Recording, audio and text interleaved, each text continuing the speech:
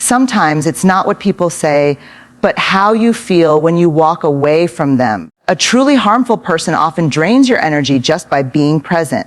You might not notice it at first. It's subtle. But pay attention. After a conversation, do you feel lighter or do you feel weighed down? Do you feel encouraged or do you feel like your worth has been quietly diminished? The people around us should fuel our sense of self, not rob us of it.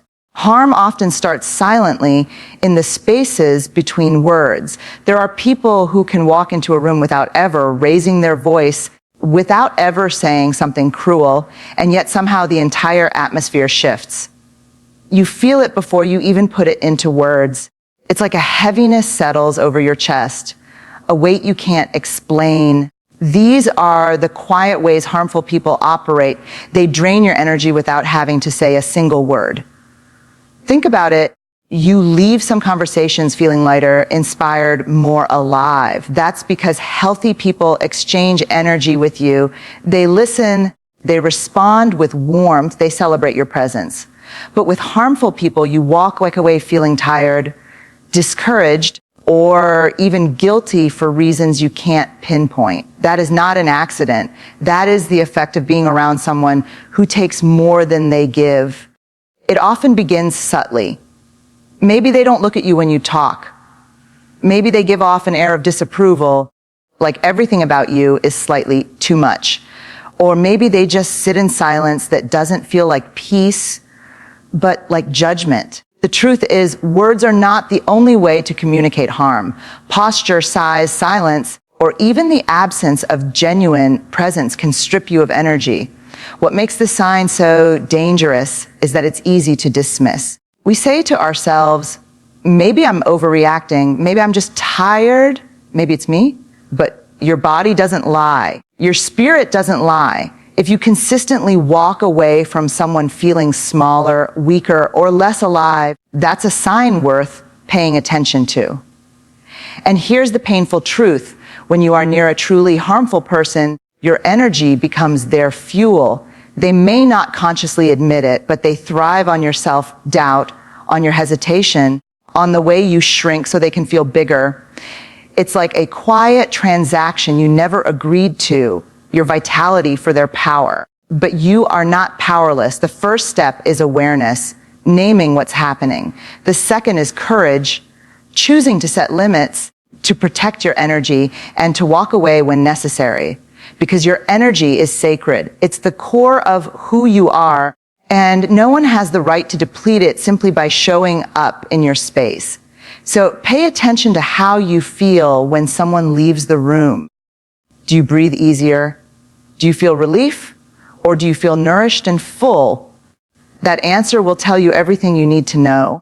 One of the quietest but most damaging signs of a harmful person is the way they treat what's important to you as though it's nothing. They don't always outright insult you. In fact, that would be easier to recognize and defend yourself against. Instead, they dismiss, diminish, or downplay the things you hold close to your heart. Maybe you share a new idea you're excited about, and they respond with a flat, "That's nice." Maybe you finally accomplished something you worked hard for, and instead of celebrating you, they point out how small or insignificant it is compared to what others have done. Or maybe you open up about your struggles, your dreams, your pain, and they roll their eyes, sigh, or act like you're being dramatic. The harm here is not loud, it's subtle. It's the shrug, the smirk, the quick change of subject. It's the absence of genuine acknowledgement. And over time, that subtle dismissal starts to rewrite your inner dialogue. You start to wonder, maybe my dreams aren't that big. Maybe my struggles aren't valid. Maybe my voice doesn't matter. That's the danger. When someone minimizes you, you begin to minimize yourself. It's important to understand that people who do this are not neutral. Minimization is a form of control. By making what matters to you feel small, they keep you from expanding, from feeling proud, from trusting your own worth. They lower your ceiling so you won't grow higher than their comfort level. It's a quiet way of keeping you contained. And here's what makes it even more destructive. They often disguise it as jokes or advice. They'll say things like, "Oh, that's cute, but don't get your hopes up," or "That's nothing, wait until you've done something real." On the surface, it doesn't sound cruel, but the effect is the same. You walk away questioning the value of what matters most to you. When someone truly cares about you, they don't have to fully understand your dream or share your passion to respect it. They will honor it simply because it's yours. They will see the joy in your eyes, the meaning in your words, and they will support it because they value you. That's the difference. So here's the truth you need to hold on to. Your milestones, no matter how small, are sacred. Your dreams, no matter how fragile, are valid. Your struggles, no matter how invisible to others, are real. If someone consistently dismisses those things, it's not because they lack importance. It's because that person lacks the capacity or the willingness to treat you with the respect you deserve. Protect your passions. Protect your joy. Protect your right to celebrate your own victories, even if no one else claps. Never let someone's dismissal rewrite the value of your story, because what matters to you is enough. It always has been. Silence can be one of the most powerful tools of connection, or one of the most destructive weapons. In healthy relationships, silence feels safe. It feels like presence. You can sit with someone without needing to fill the space, and their quietness wraps around you like comfort. But when you're near a truly harmful person, silence feels different. It feels sharp. It feels cold. It feels like a wall deliberately built to keep you out. Harmful people often use silence not as a pause for peace, but as a method of control.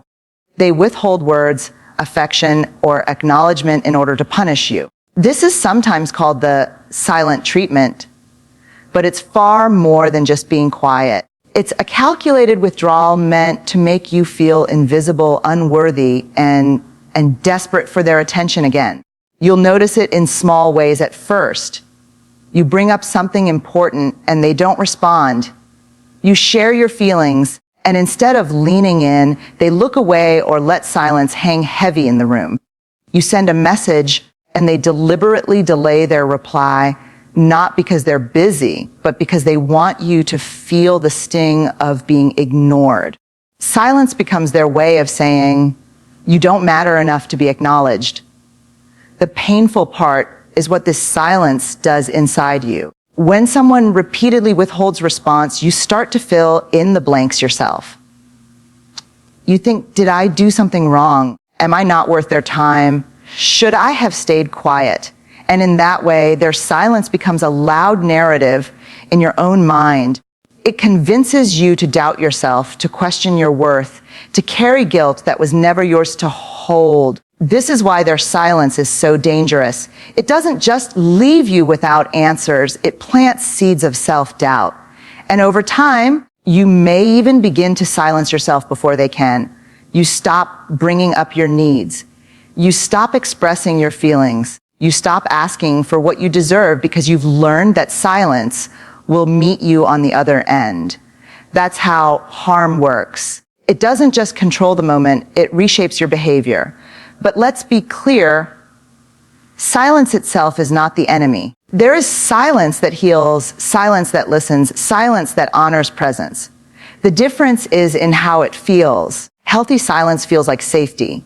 Harmful silence feels like punishment. And your body knows the difference.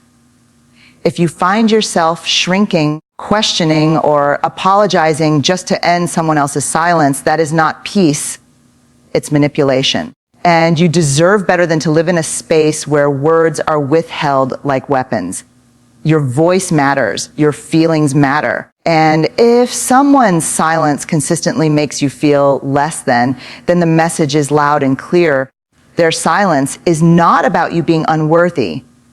It's about them choosing control over connection. One of the clearest and most exhausting signs that you're near a harmful person is the constant tension in your body. You start to notice that before you speak. You rehearse your words in your mind. You measure your tone.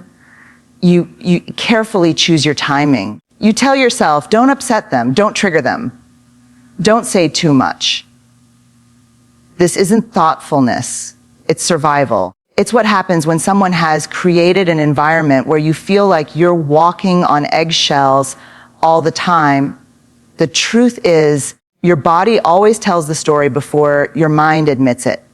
When you're around a person who is safe, your shoulders drop, your breath flows naturally, and you feel at ease. But when you're near someone harmful, your body stiffens. You brace for impact even when nothing has happened yet. That's your nervous system warning you this space is not safe. And here's the heartbreaking part. Walking on eggshells becomes a habit. At first, it's just with them. You avoid saying certain things to keep the peace. You downplay your feelings so you don't get mocked. You swallow your truth so you don't spark their anger or indifference. But slowly, that habit leaks into other areas of your life. You start second-guessing yourself everywhere. You hesitate to be authentic, even with people who love you. And you forget what it feels like to just be without fear of backlash. This is one of the most damaging effects of being near a truly harmful person. They don't just control moments, they shape how you show up in the world. They make you shrink, dim, and censor yourself until you barely recognize your own voice. And all of this happens quietly. There may be no shouting, no obvious abuse, but the harm is written in the way you're always calculating, always anticipating, always managing their emotions instead of honoring your own. It's easy to excuse this behavior by saying, that's just how they are. I don't want to upset them. It's better to keep things smooth. But here's the truth. If being yourself feels unsafe, then that relationship is not healthy. Love does not demand constant self-editing. Friendship does not require you to suppress your truth. Safety should not mean silence. Healthy relationships give you space to breathe, to make mistakes, to speak freely without fear of punishment. Harmful ones force you into a performance, careful, cautious, controlled. And walking on eggshells isn't love, it's bondage. If you recognize this feeling in your life, pause and listen to your body. That constant tension is not weakness, it's wisdom. It's your inner compass trying to guide you out of harm, because you were never meant to live in fear of breaking eggs with every step. You were meant to stand firm, walk freely, and speak boldly in spaces where you are valued. One of the most confusing and dangerous signs of a truly harmful person is their inconsistency. They don't wear just one face, they wear many to the outside world. They might look kind, charming, or even admirable. But behind closed doors, when the audience is gone, they reveal another version of themselves, cold, dismissive, or even cruel. This split leaves you questioning reality, wondering which version is the real one. In public, they can be the life of the room. They smile, they laugh, they appear supportive, and others sing their praises. People might even tell you, you're so lucky to have them in your life. And yet, privately, you feel the weight of their indifference, their criticism, or their emotional withdrawal. That gap between public charm and private harm is not only confusing, it's disorienting. The danger here lies in what it does to your perception of yourself. When someone is so convincing in public, you start to wonder if the problem is really you. You ask yourself, if everyone else sees them as wonderful, maybe I'm the one who's too sensitive. Maybe I'm imagining things. Maybe it's me. That's exactly how harmful people maintain control, by creating a reality that looks polished from the outside, but feels toxic on the inside. This too, face behavior is a form of gaslighting without even needing words. The inconsistency keeps you off balance. One day they're warm, attentive, and kind. You feel seen, even cherished. The next day, they're distant, critical, or cold, and you're left scrambling, trying to figure out what you did wrong. The cycle becomes addictive. You cling to the good moments, hoping they'll last, while excusing the bad ones because you've tasted their better side. But here's the truth. Who someone is in private is who they really are. Anyone can perform kindness for a crowd. Anyone can play the role of the supportive friend, the loving partner, the helpful colleague. But the version of them you see when no one else is around, that's their truest self. If that private version leaves you feeling diminished, unsafe, or unloved, you have to believe that experience, no matter what others see. Consistency is one of the clearest marks of healthy relationships. You shouldn't have to wonder which version of someone you'll get today. Love doesn't switch masks. Respect doesn't play roles. Genuine care shows up the same in public and in private. So when you notice that someone shows two very different faces, one for the world and one for you, don't dismiss it. That inconsistency is not your imagination. It's a quiet but undeniable sign that you're dealing with a harmful person. And the most dangerous mask is always the one they save for when no one else is watching. Perhaps the quietest yet most devastating sign of being near a harmful person is the way your own inner voice begins to fade. At first, you notice it in small moments. You swallow your opinions. You hold back your feelings. You tell yourself, it's not worth it to say anything. Over time, that hesitation turns into silence, and you realize you're no longer speaking from your authentic self. That's not an accident. That is the invisible weight of harm. A truly harmful person doesn't always need to shout you down. They don't always need to argue with your every word. Sometimes all they have to do is create an atmosphere where your truth no longer feels welcome. Maybe it's the way they roll their eyes when you speak. Maybe it's the way they ignore your suggestions. Maybe it's the way they dismiss your emotions as overreacting. Slowly, you begin to believe that your voice carries no value. And when your voice begins to disappear externally, it begins to disappear internally too. You stop trusting your own instincts. You second guess your choices. You doubt the whispers of your gut that once guided you. You feel torn between what you sense deep inside and the way they've trained you to question it. That's how harm spreads. It doesn't just silence your mouth, it silences your spirit. This is one of the most heartbreaking forms of manipulation because it steals something sacred, your connection to yourself.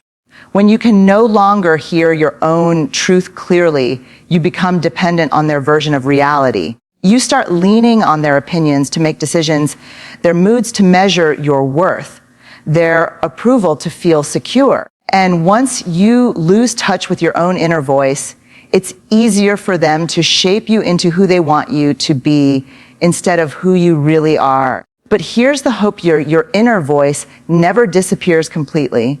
It may grow quiet, it may feel buried, but it is still there, waiting for you to give it permission to speak again. And that voice is wiser than you know. It will tell you when